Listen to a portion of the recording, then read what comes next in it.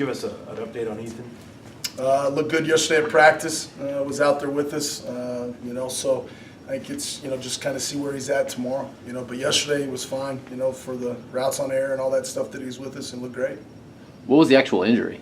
I really don't know if I can comment on it. Just under, training rules and all that other stuff, I might get a FERPA deal there. But just took a good hit in the back, really is what it ended up being.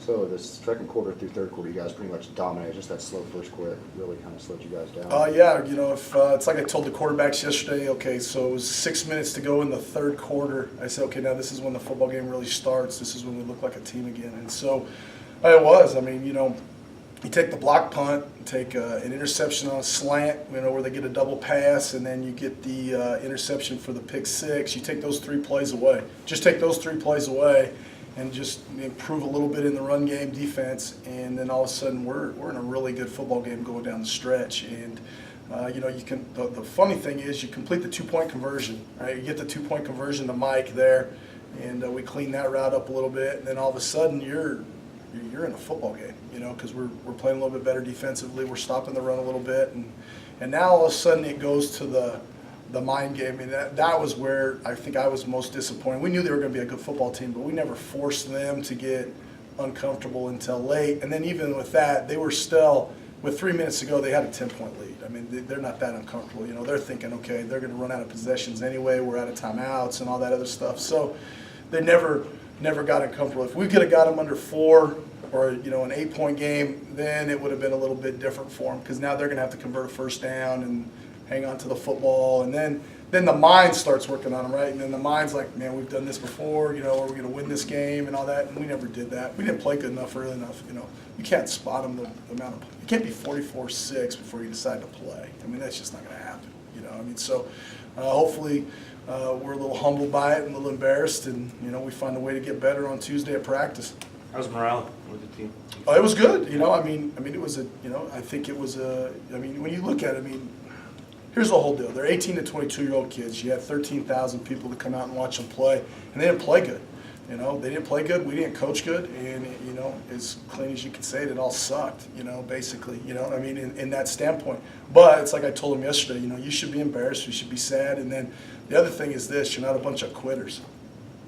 We could have stood out there and held our butt, and they'll clean that one up too. But held your butt a little bit, and oh, poor me. And it's like I said yesterday to the team, none of us could walk up that ramp. It was what it was, And so you got to figure out a way to just go play. And they ended up doing it, and they ended up getting back into it and played well at the end. And it's all consistent. I've been saying this all year to this team. When we decide to really, really play, we're a really good football program. We're a good team in all 3 phases. And then when we take plays off and we're not focused on punt coverage, and, not good on punt, not good on punt return, not good on this or that, we look like a bad team. And that's where we got to just improve our mental focus. What did you like from Ben? Well, I liked a lot of what Ben did. I thought here's the funniest part about Ben is, so I'm out on the field with Ethan, and so I tell him, hey, go tell Ben to start warming up and get with Austin. So Ben wanted to know where his helmet is. That's the other thing. And so then they told Ben to go grab a ball. Well, Ben runs and grabs a ball, and he probably doesn't know that we all knew this happened, but Ben goes and runs the ball, and he runs all the way out onto the field, and they're like, no, they got footballs out there, but you just need to start warming up, And so it made me laugh, because I thought, I bet the old heart rate got up there pretty quick for him, but I thought he did a really good job. He put us in some really good plays. What I was really impressed about is, you hope that you're doing a good job, and you hope that guy that's second and third in charge that's ready to go when it happens is really, really mentally ready to play, and is taking good notes in position meetings and looking at the scouting report and watching video on his own. Because we've all seen that in the NFL or college, where the backup, doesn't think he's ever going to play, and then he gets his moment and he goes out there and just doesn't do it, doesn't perform, is not prepared, and hurts the whole team. And that's what I was most pleased about, is he was prepared, and when he got his opportunity, he really captivated in the moment and got after it and helped the team. You like what he did outside the pocket? I did. I thought I didn't think he ran that well, to be honest with you. I told the coach, I said, man, he can run he runs a lot better than he looks, and so I was pleased with it. I thought he extended the plays that we needed him to, and helped us. And the one last ball, he almost hits Gilchrist when he slides out of the pocket, and Gilchrist is open downfield. You can just get a little bit on it. But that's what helped us at that point in time too, is he's able to extend some plays and keep the ball alive. What's more troubling, the turnovers or the sacks that you guys allowed? Nah, the sacks not as much. Well, here's the sack issue. The sack issue is more, what's upsetting about that is we got a couple guys that weren't scheme oriented, and then to give them credit a little bit, Kingsville did a pretty good job. So they had number 4 and number 7, those 2 walk-up backers. Well, those guys ended up spying Devon. So whenever they saw Devon go, those guys weren't the guy we'd prepped for to play Devon man-to-man. So we thought number 3 was going to end up taking him out of the box. We didn't think they were going to let 4 and 7 run with him. And so they ended up changing up the front a little bit and let 4 and 7 run out, and then they started bringing number 3, that inside Mike linebacker, more than anybody else, which early, that was the guy that ended up knocking out Ethan. That was the one that, once we kind of got that under control and knew what was happening and who was spying, that was okay. That was coaching on their part, that we had to scheme back up and figure it out. To me, it's always the turnovers. In our offense, you're going to get some sacks, and that's going to happen. And some of those sacks were, us hanging on the ball, trying to force it downfield also too, so that's going to happen. But the turnovers is the key, because you can't get a punt block, and you can't give them free possessions, and you can't give them a free pick 6. That really kills your team. That kills momentum and hurts you on the scoreboard and the whole deal, because you just spotted on points. And I tell the guys all the time, 92% of the time, if you get a punt blocked, you're going to lose.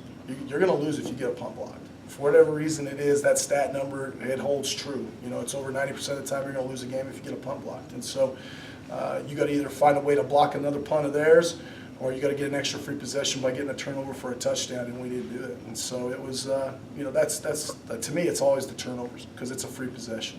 OPSU 1-5 and deceiving 1-5. They've been in every ball game. They've been in every ball game, played really well, played good against Angelo, had a bunch of turnovers, and they probably had 2 or 3 other possessions where they dropped picks that they could have had. And so they're a team that's playing really well. They beat Arkansas Pine Bluff earlier in the year, and they're a full scholarship school. Played Sam well. I think they scored 28, 27 points, something like that against them, but played well against them down there on the road. I think a little bit with them, as you just start going through the roster, it's not any different than anybody else in our league. When you only travel 60 guys and you got to play your starters all the time when you're on the road, you're going to get some guys banged up. Just a limited number of roster space. You're going to get some guys hurt. Winning or losing, you're going to get some guys hurt. And so I think that's hurt them a little bit. But they're, the tough thing with them is change offenses back and forth every week. Gascamp does a great job of scheming up stuff. And then defensively, we're going to see a lot of pressure defensively. They played a lot of zero coverage and stuff a couple weeks ago, and after our pass protection woes this week, we got to really clean that up, because I bet they come after it and try to heat us up and see if we can get uncomfortable again. Having traveled down there last year for LSC playoffs, that kind of give you advantage knowing what you're going into? No, exactly. I think that's one location, proximity to home is good. We can sleep at home and the whole deal, and then get up that morning and treat the road trip like that. But just knowing the environment, know where you're playing. The guys have all been in the locker room, been on the field. Because you got to talk about it. Most of our guys have never played on the grass field. Most of them all play on turf now, coming out of high school, and so just that understanding will be okay. And I think you talked about it last year about how they don't have any problem getting ready to play WT. No, and the thing is, a lot of their guys they recruit. A lot of those guys come here on a, they'll leave Panhandle State and on a Thursday or Friday, and they'll come here for their official visit on the weekend. We're recruiting a lot of the same players.